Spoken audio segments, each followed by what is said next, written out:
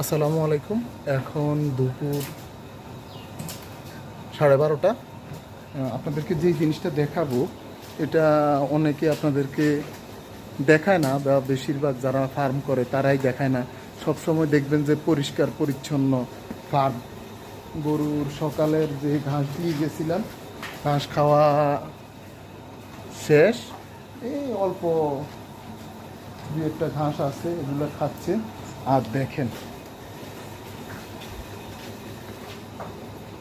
গোবরের অবস্থা।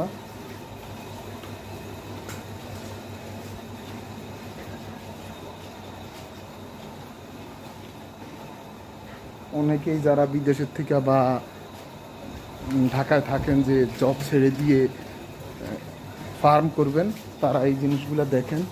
দেখলে আপনারা বুঝতে পারবেন যে আসলে এটা দেখতে বা শুরুতে যতটা ইজি মনে হয়, বিষয়টা এতটা ইজি না আর কি।